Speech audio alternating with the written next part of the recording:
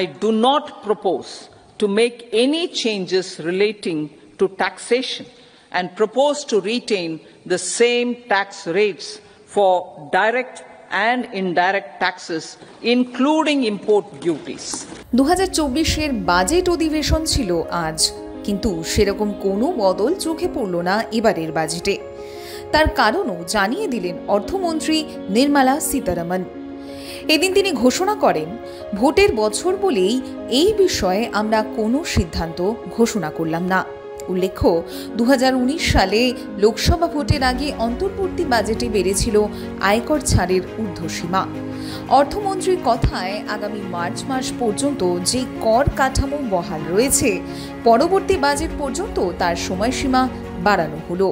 Since 2019, when the national time release studies were first acted, tax proposals.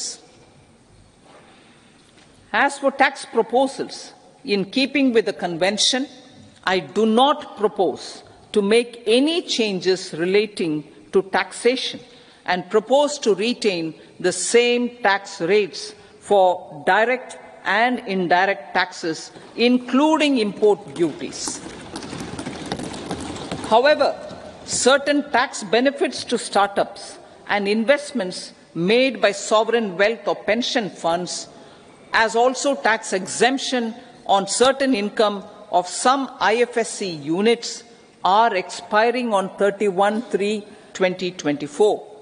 To provide continuity in taxation, I propose to extend the date to 31/3/2025.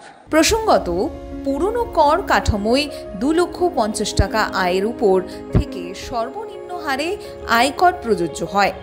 অন্তর্বর্তী বাজেটে তা 50,000 টাকা বাড়িয়ে 3 লক্ষ টাকা হতে পারে বলে জল্পনা ছিল। এর ফলে বছরে 1,250 টাকা সাশ্রয় হবে।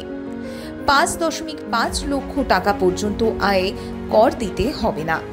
একই সঙ্গে পুরনো এবং নতুন দুই কর কাঠামোতেই স্ট্যান্ডার্ড ডিডাকশনের পরিমাণ 50,000 টাকা থেকে বাড়িয়ে 60,000 টাকা হতে পারে বলেও সরকারি সূত্রে খবর মিলেছিল, কিন্তু তা হলো না।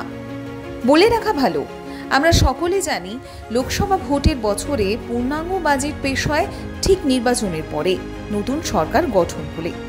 সরকারি খরচ ও কাজে যাতে বাধা না আসে, তার জন্য নির্বাচনের আগে ভোট অন অ্যাকাউন্ট বা অন্তর্বর্তী বাজেট পেশ হয়, এবং সেই অন্তর্বর্তী বাজেটে সাধারণভাবে বড় কোনো ঘোষণা করা হয় না। তাও 2019 সালে লোকসভা ভোটের আগে যে অন্তর্বর্তী বাজেট পেশ করা হয়, তাতে আয়কর ছাড়ের সীমা বাড়িয়ে দেওয়া হয়েছিল। 5 লক্ষ টাকা পর্যন্ত আয় কাউকেই আয়কর দিতে হবে না বলে ঘোষণা করা হয়েছিল। প্রসঙ্গত, বর্তমানে দেশে দুটি আয়কর কাঠামো চালু রয়েছে, একটি পুরনো, অন্যটি নতুন। নতুন কর কাঠামোয় ঊর্ধ্বসীমা 7 লক্ষ টাকা। সেখানে করের হার কম, কিন্তু কোনো করে ছাড় মেলে না। পুরনোয় এখনও নানা ছাড় চালু রয়েছে।